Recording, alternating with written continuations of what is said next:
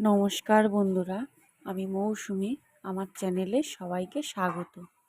আজকে আমি যে রেসিপিটি করব সেটি হলো মাছের ডিম দিয়ে একটি রেসিপি।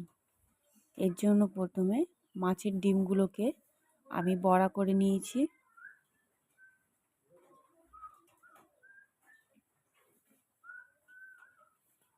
মাছের ডিমের মধ্যে সামান্য লবণ, পেঁয়াজ কুচি, লঙ্কা কুচি দিয়ে ভালো করে মেখে বড়াগুলো আমি ভেজে নেব।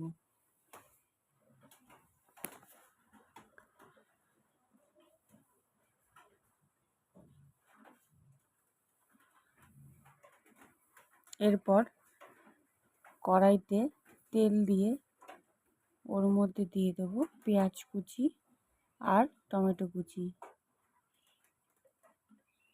এরপর দিয়ে দেবো বেটে রাখা আদা, জিরে, শুকনো লঙ্কা দিয়ে একসাথে ভালো করে নেড়ে নেব।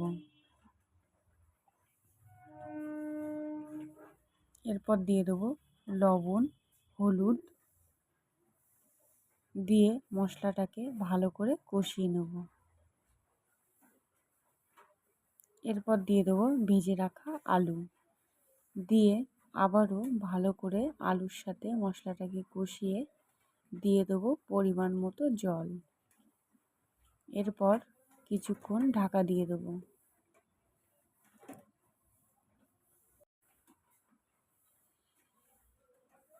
কিছুক্ষণ পর ঢাকা আগলা করে ঝোল ফুটতে শুরু হলে ওর মধ্যে দিয়ে দেবো ভেজে রাখা ডিমের বড়াগুলো। ভালো করে ফুটিয়ে আলু সেদ্ধ হলে,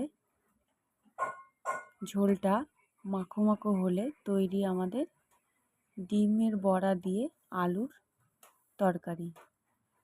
একবার বাড়িতে ট্রাই করুন, খেতে খুবই সুস্বাদু।